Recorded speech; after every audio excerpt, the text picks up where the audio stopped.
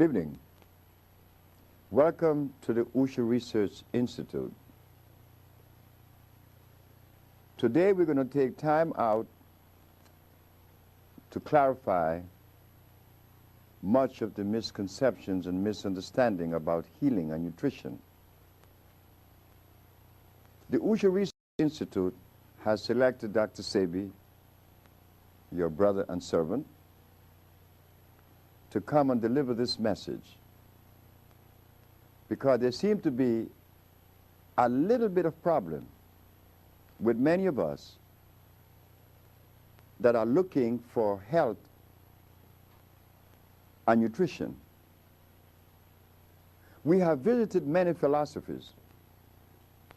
We have visited the Ayurvedic, the yin-yang, the macrobiotic, the allopathic, and the homeopathic. It seems as though we are running around in circles. So we took time out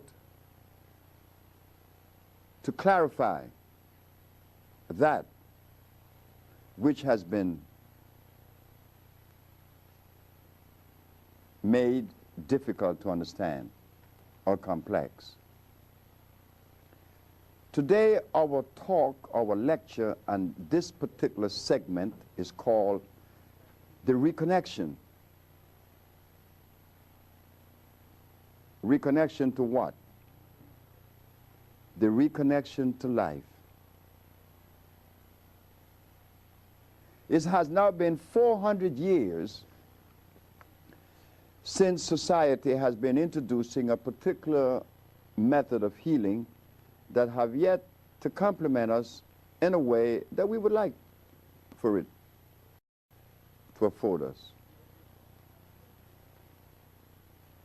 But as we all know,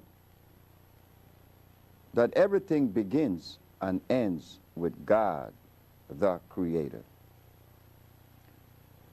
So one could easily see or understand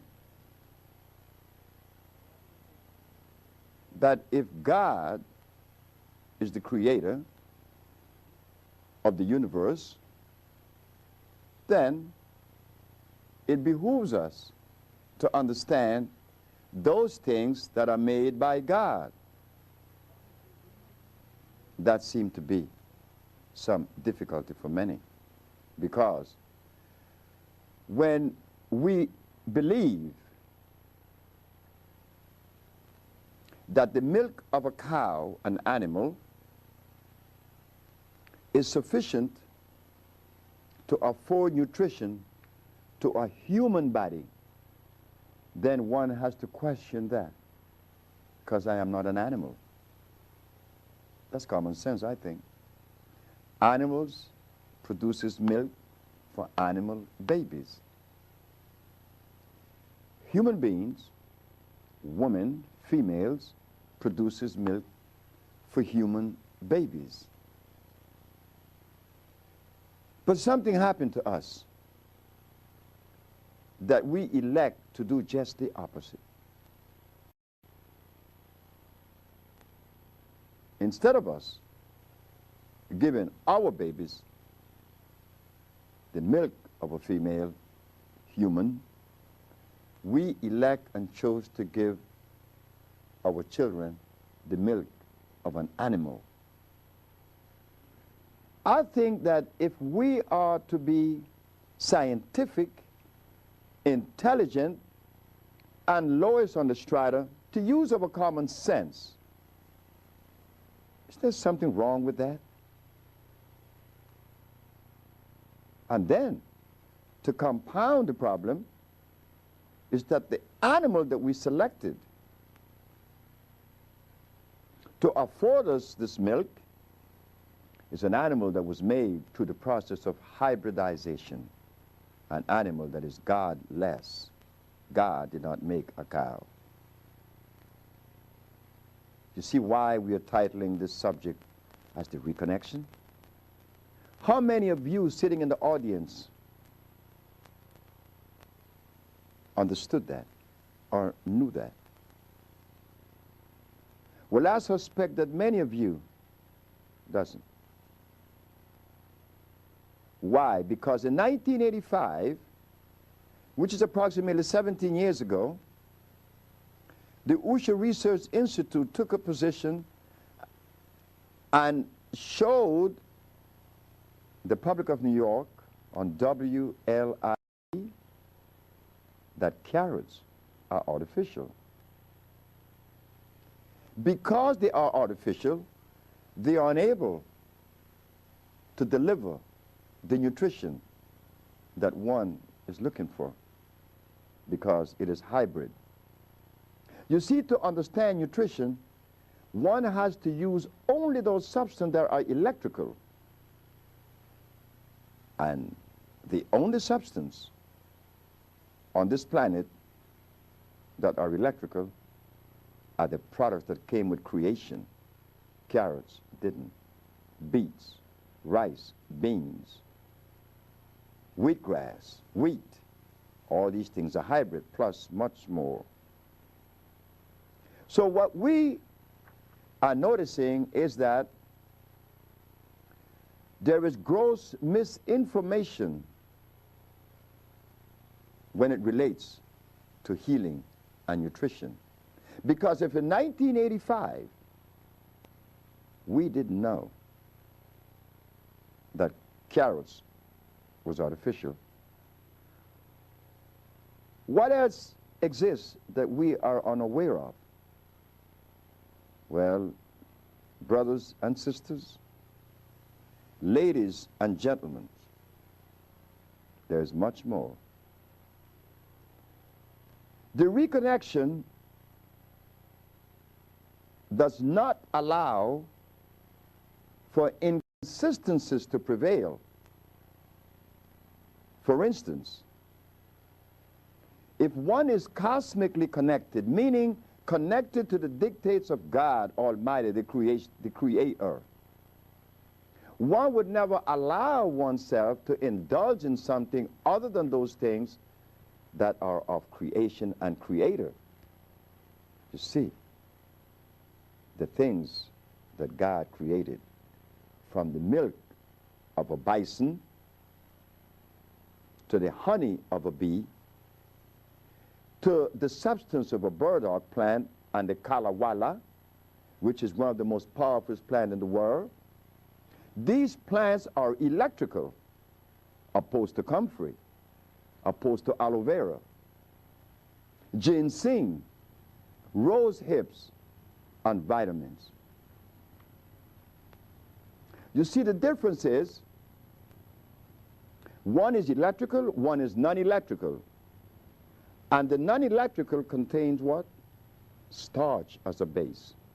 So you see, in the reconnection, we find that we begin to clarify much of the inconsistencies. We go into this little other part that is most unnecessary. In the year of 1985, the Usher Research Institute placed an ad in the Village Voice, the Amsterdam News, and the New York Post that AIDS has been cured by the Usher Research Institute. And we specialize in cures for sickle cell, lupus, herpes, blindness, cancer, insanity, impotence, and others. When the Attorney General saw this ad, he could not, under any circumstances, accept that this ad was representing something that was accomplished. According to him, this could not be true. But what the Attorney General of New York didn't know about those of us who are members of the Usher Research Institute is that we were aware that until that day of September of 1985, we were aware that until that date, September of 1985, there's no record. There are no records showing that someone somewhere on this planet had cured these diseases that before mentioned. So how could the Attorney General, Mr. Robert Abrams of New York, could have believed that this was possible? Now, it became a thing of confrontation, which was unnecessary. We said that this is the reconnection. But in the reconnection, we find carbon that we have yet to understand or to study carbon. We are told that melanin is what makes pigmentation the color that it is. We have been fed melanin like we have been fed protein, like we have been fed vitamins and enzymes. These are words that we have yet to dissect and to understand the meaning and their function. Well, in the reconnection, we find that carbon is the determining factor in reference to life. The higher the concentration of carbon, the higher the quality of life. When carbon is absent, life is also absent. Biochemistry supports our position. Biochemistry shows that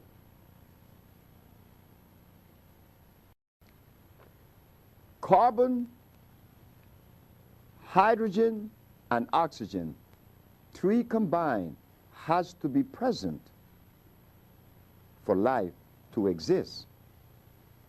But instead of us learning about the function of carbon and iron, we've been fed vitamins, protein, enzymes, and melanin. But when the question is asked about these particular substances, that is very important. One of the most important questions that should be asked, are they electrical?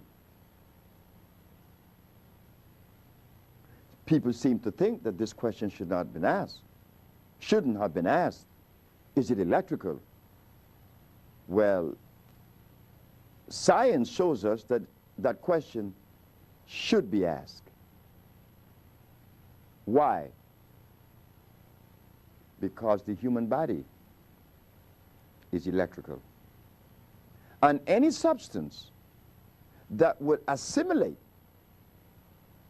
and render the good or nutrition that we are searching and pursuing, that substance must necessarily be electrical. And then, if it is electrical, it will have a definite amount of electrons per atom, separating one element or mineral from the other. You see, in nature, everything lives by its own kind, with its own kind. Remember, we talk about chemical affinity.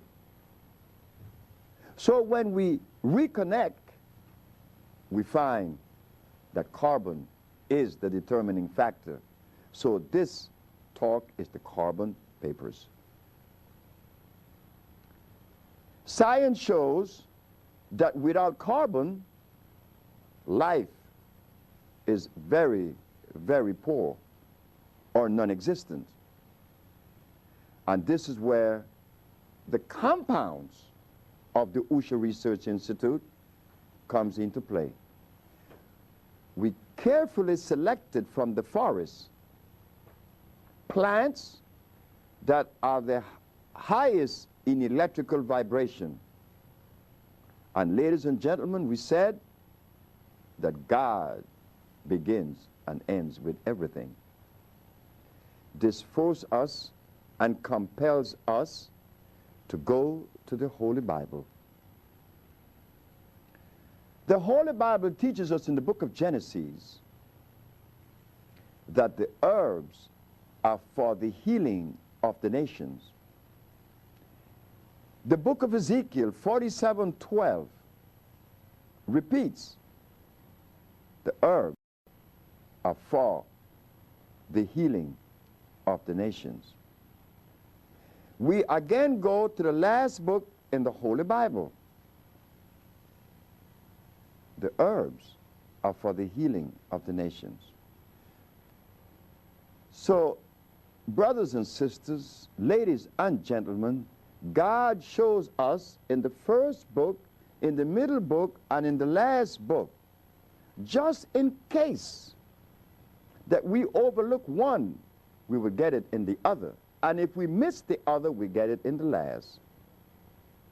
So shouldn't the question be asked, are we willingly neglecting God and disobeying the mandate of God? Are we doing that willfully, knowing that this is one of the greatest violations? We talk about being obedient. Of course. It is obedience that gets us the things from the Almighty that we so desire. But how many of us are obedient to that dictate? Very few of us. I hope that I'm one of them. It says in the Bible that the herbs are for the healing of the nations. Should we go back into history a little bit and revisit Mr. Hippocrates, the father of medicine? We're not going to mention Imhotep I because there's problem with Imhotep. The reason why we say that there's problem with Imhotep I is because he was the first to open the human body. If the human body was made to be open, it would have a zip on it. It doesn't have a zip on it. It was not made to be open. But we are going to overlook Mr. Imhotep I from Egypt in the first dynasty. We're going to skip over this man and we're going to go to Hippocrates. And maybe Hippocrates would shed light on what we are now expounding on. Hippocrates lived 365 years before Christ was born. This man cured every disease known to man. Hippocrates did. Long before Jesus was born, he was healing every disease. So when we say that only Jesus heals, no, we should say that only God heals, because Hippocrates was here 300 years before Christ was born. But Hippocrates, like Jesus Christ, was obedient to the dictates of God Almighty. Hippocrates cured every disease by using what? Herbs or chemicals? We find that Mr. Hippocrates didn't use any chemicals because there weren't any at that time. He used only herbs. And at the time of Hippocrates, there were no such thing as aloe vera, comfrey, peppermint.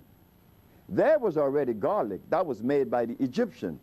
But we know that by the Egyptian history, that those people were a little bit confused because they were a product also of hybridization and cross-pollination. Uneven yoke. History shows that the Egyptians were a crossbred of African, Persian, and Greek. that confuses things a little bit. You see, when things are complete, their molecular structure is complete, and they function in accordance with life.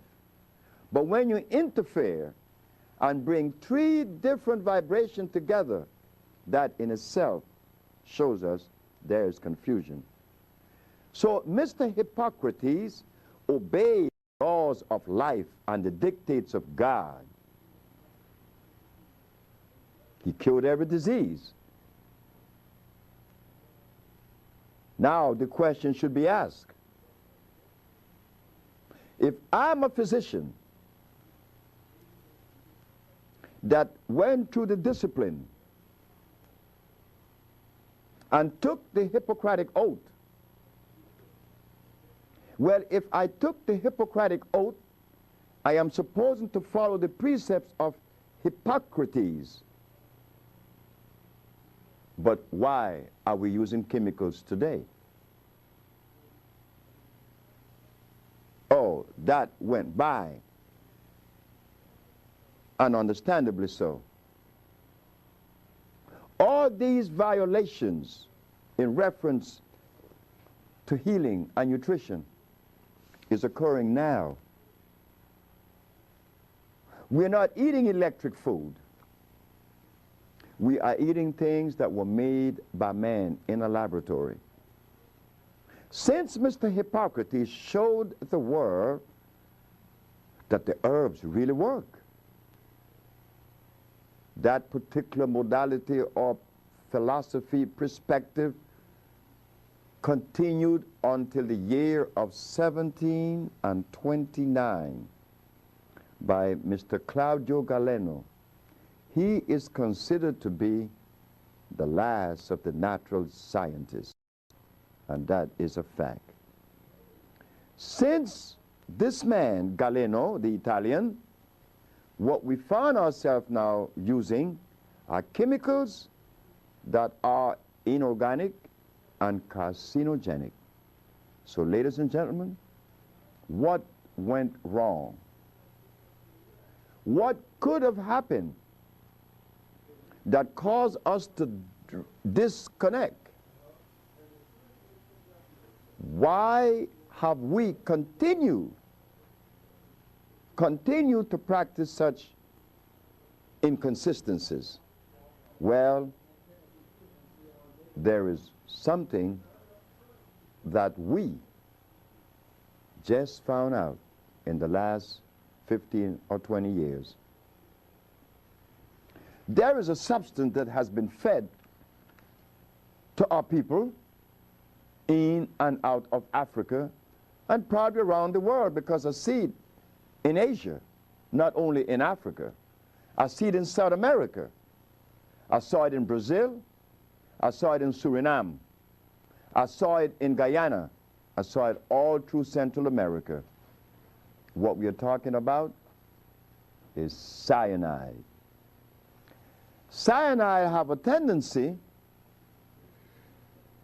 to interfere with brain waves, vibration, or hormonal message. Cyanide interfere with the hypothalamus. Cyanide interfere with the pituitary gland. Cyanide interfere with the central nerve system. Something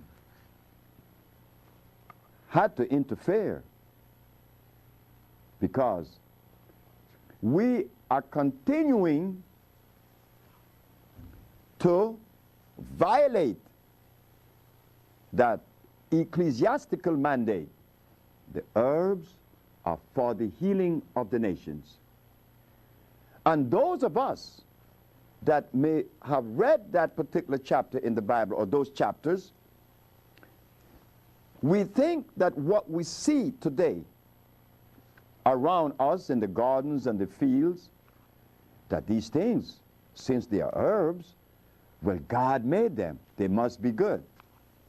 So I'm going to use aloe vera to cleanse your intestines. I'm going to use comfrey to strengthen your bones.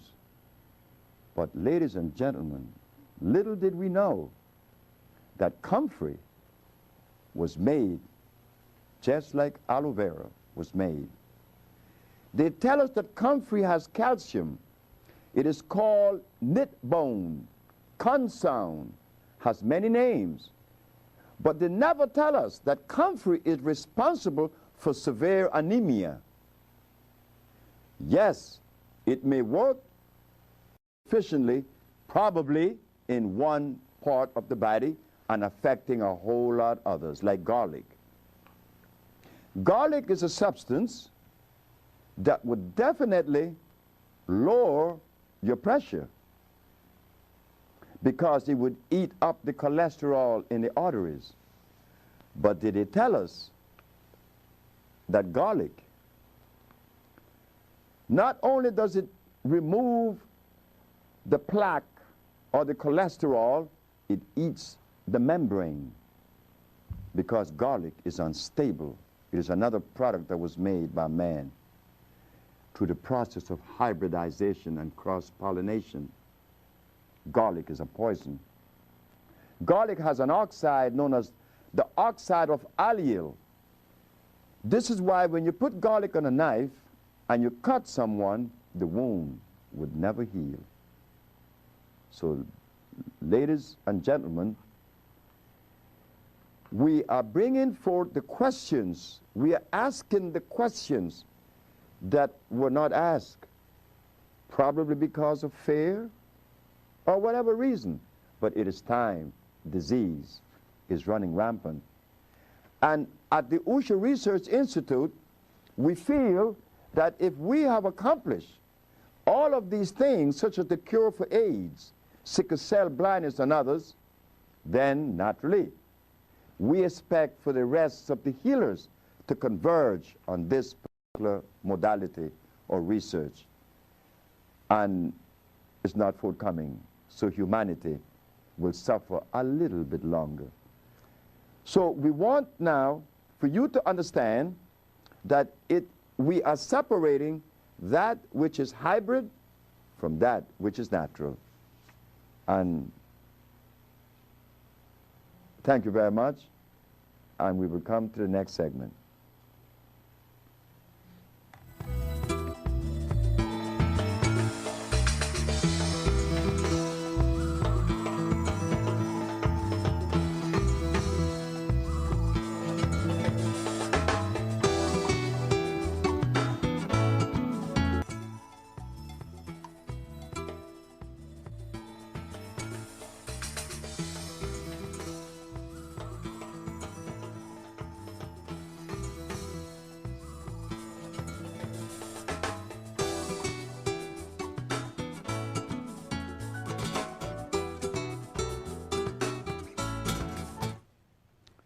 Now we'll enter this other zone, a zone that was of most importance.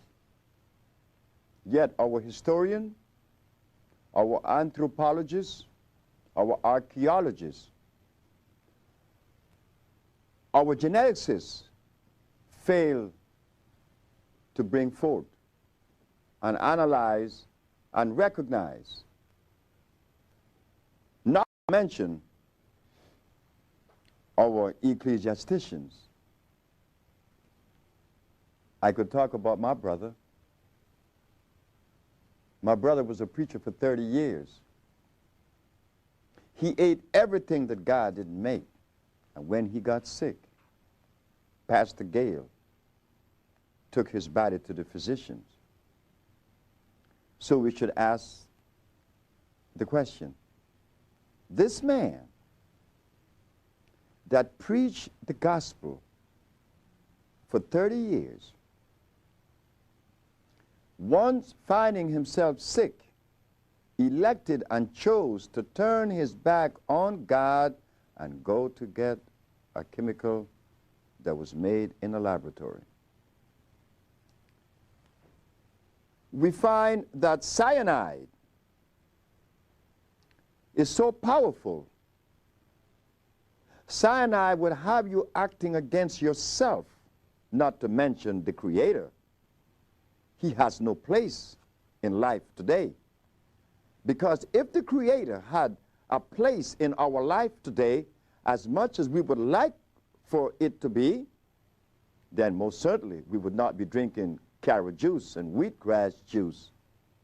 We would not be eating a cow that was made by a laboratory. So there we find that violation is surmounting, right? A whole lot of it because of the cyanide. So we go back to the geneticists. Genetics plays a most important role. Why? Because when God made things, animals and plant, human beings, just name all species of living things. He placed the gorilla in Africa and the polar bear in Alaska. If you think that God made a mistake, all you have to do is to put each animal in the opposite environment that God made for it. Like the gorilla. Place him in Alaska. You will find that he would die with pneumonia in less than a fortnight. Place the polar bear in Africa. You would find that he would succumb to the heat. It's unbearable because his cells were not designed to live in an environment so hostile as the one in the Serengeti Plain, which is hot. Likewise, the gorilla would say that the environment of the polar bear is hostile to his cellular structure. And what about the food of the gorilla? And the food of the polar bear? Where we find that the food of the gorilla are berries, plants, and leaves, fruits. The diet of the polar bear, on the other hand, is flesh and blood. If we believe, like we always does, we believe in philosophy. We believe in everything, but we never know anything. We just don't know anything. We believe in a whole lot of things. Like I always say that I prefer to deliver myself to God than to believe in God because there is uncertainty. The polar bear eats blood. Not so for the gorilla. Eats plant. But now we look at the behavior of these two animals. We find that the gorilla is a very pleasant animal. He has no enemies in the forest. He raises his offspring just like we do. Just like we do, he raises his offspring. He's a pleasant animal. Not so for the polar bear. This animal eats blood. He has to kill to live, because blood compels that animal to be vicious and savage, so he eats blood. We go to the birds. The eagle is a bird, so is a buzzard, and so is a hummingbird. That's a bird too. But the hummingbird, like the gorilla, he likes to indulge in the nectar of the plants. He has nothing to do with blood. He sucks the nectar from the plant. He's a very beautiful little bird. He's very gentle. Not so for the eagle. The eagle, on the other hand, eats blood, eats rats, eats snakes. But look at the disposition of the eagle and that of the polar bear, opposed to the hummingbird and the gorilla. We begin to see a biochemical interference.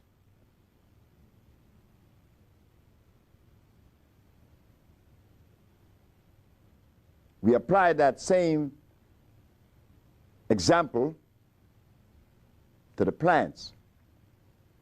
Ladies and gentlemen, Many of you that are acquainted with plants, like the burdock, the yellow dock, those are only two, the Virginia snake root. Those of you that are not acquainted with the plants in the tropics, the demagagua, the kalawala, the cypress, these are powerful plants. These plants are responsible for us at the Usha Research Institute reversing these pathologies or diseases. So you find that these plants also does not live in an environment that is inconsistent with their cellular and genetical structure. You will never find kalawala grown in Canada, nor cypress, nor demagagua. That you will never find. Like you will never find the burdock in Central America, because these plants, the kalawala, the demagagua, and the cypress, are plant that grows in the tropical region of the planet. You will never find those plants in America. Likewise, you will never find yellow dock, burdock, or even the one shepherd purse in Central America, because the climatic condition is inconsistent with the existence of those plants. So as we take a very close look at plants and animals, we find that they have to obey a cosmic arrangement, a life procession that has maintained throughout creation. Does that apply to humans? The answer should be yes. When God placed each group, whether Eskimo, Chinese, Europeans, Native Americans, and Africans, we were placed in different geographical locations with a food that is consistent with the cellular structure that we represent. So in 1988, when the Usha Research Institute was litigated in the Supreme Court of New York because the ad read that AIDS and the rest of the diseases were cured, while being litigated, we asked the Supreme Court of New York, since God made specific food for specific gene group, when you remove the Africans from Africa, did you bring his food with him? The answer was no. We're brothers and sisters. If the food that God made for us was not brought with us when we were brought on those ships from Africa 500 years ago, what are we eating? What are we ingesting? And whatever we are ingesting, did our archaeologists, paleontologists, historians, or Egyptologists, did they take time out to ask about the food that would maintain my hormones, my central nervous system in perfect working condition? No, they didn't ask these questions. This was never even thought of. They went on to tell us about Plato, the philosophers, Plato, Aristotle, Diogenes, as if though that matters. The archaeologists were telling us about the various fossils that was found in Egypt 10 million years ago. The others, the historian, they talk about what took place in Africa so many hundreds of thousands of years ago. But never did one said that he found, or that they found, a food that is consistent with our cellular structure. And that is of most importance. You see, brothers and sisters, ladies and gentlemen,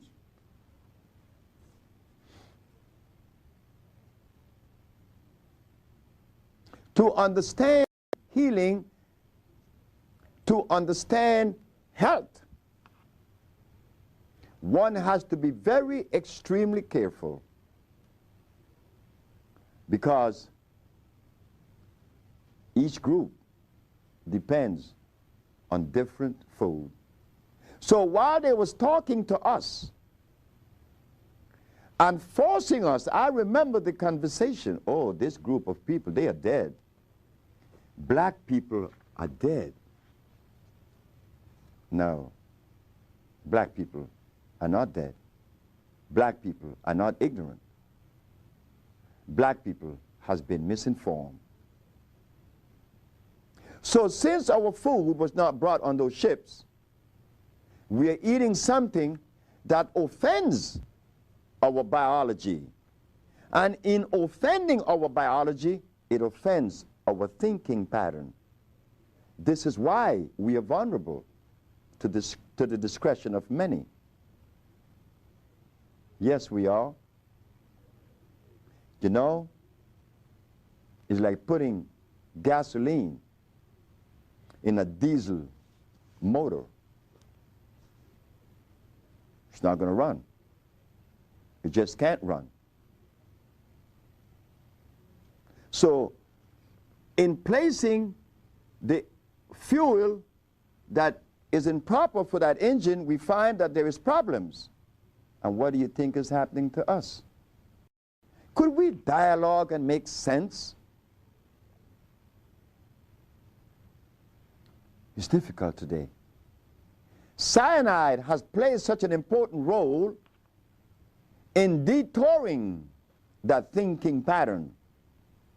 And we have been so resistant that if we are told that Africa holds the secret to our health and our existence, we would quickly deny that there is a connection when deep down the Creator placed us in Africa with a food that is consistent with us.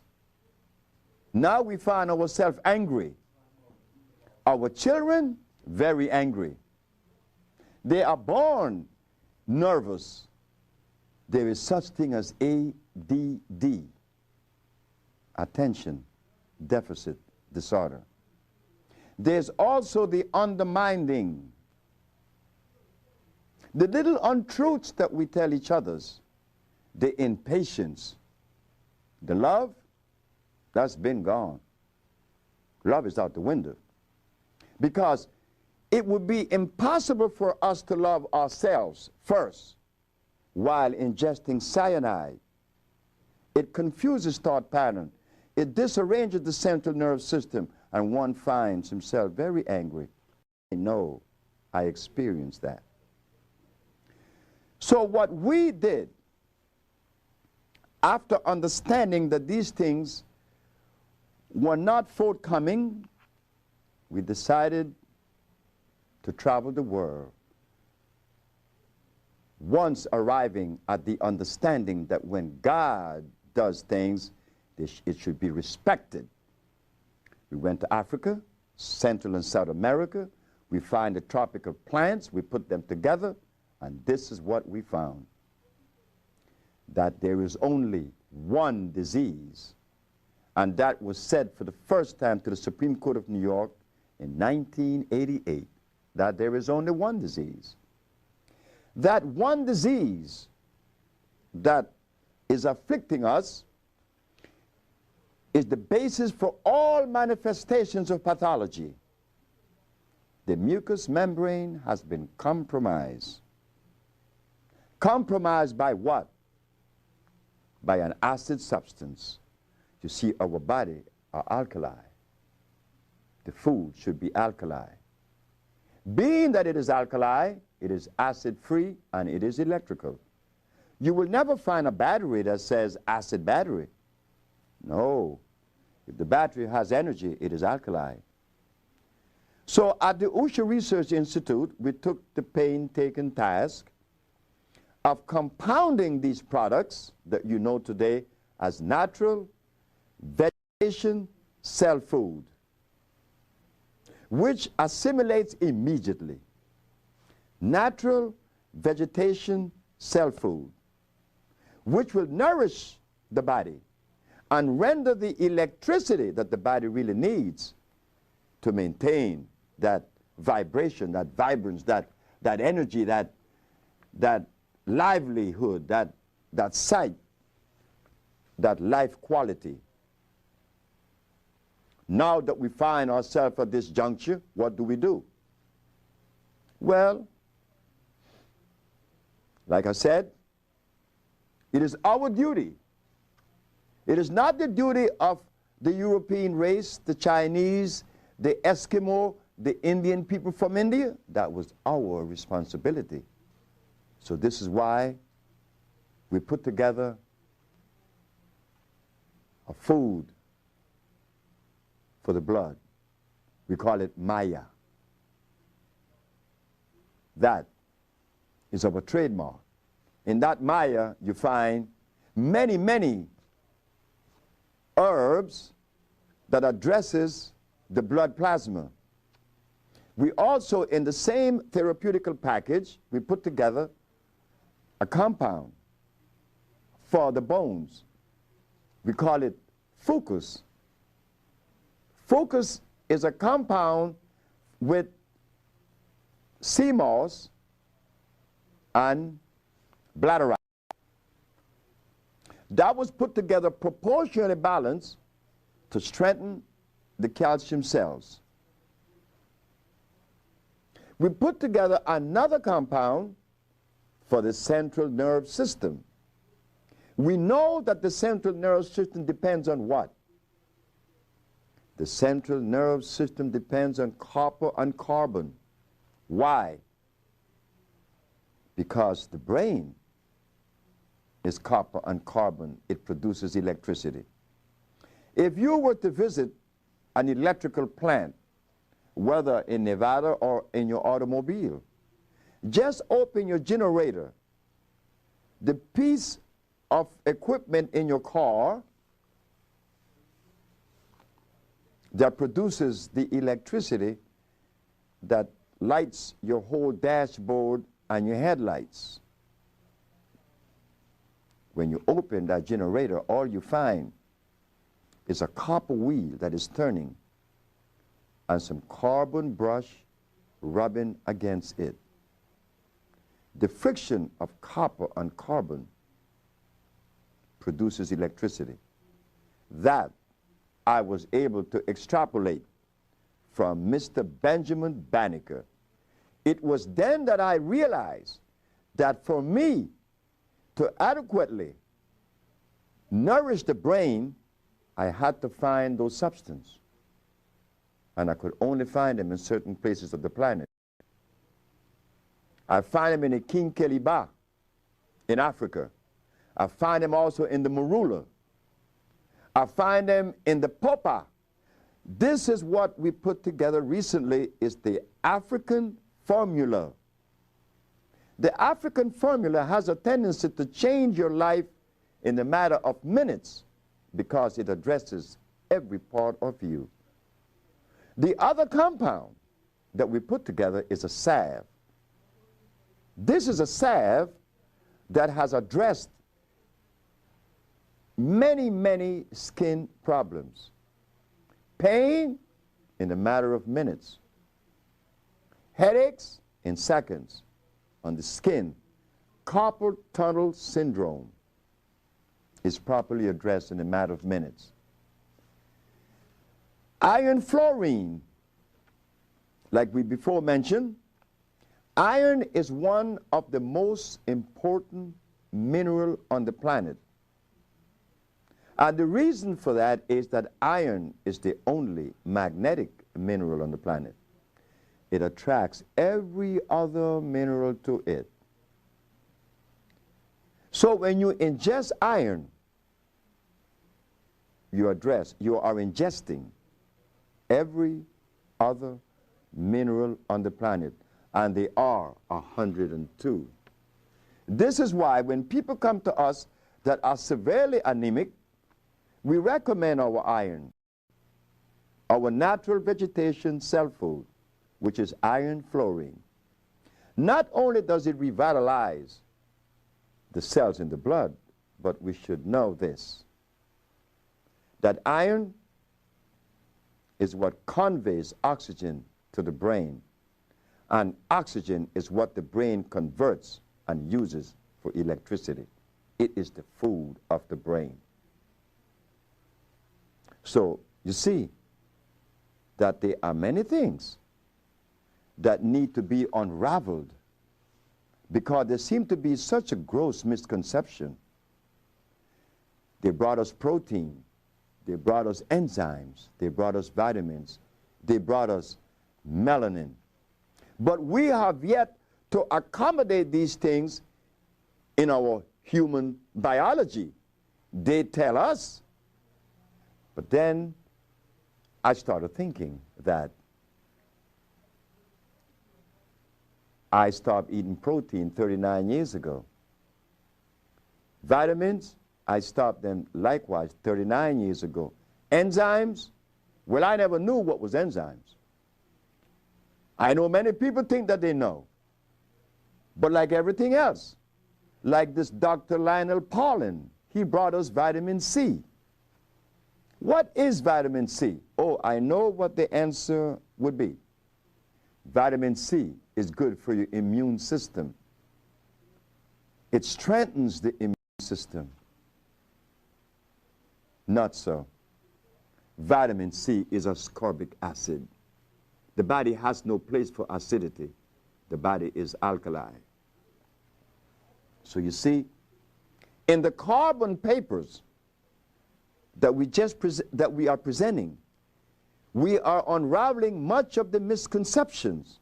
And this is why we are privileged today, and for the past 28 years, to address all these major diseases in the way, in the manner in which they should have been addressed.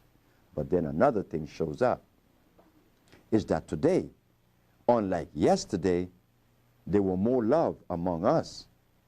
And then we ask ourselves the question, why is it that the love that we would like to manifest, you know, to feel warm when we see another human being, to give that human being our love, the best that we have to offer, that is not forthcoming, not only to our own selves.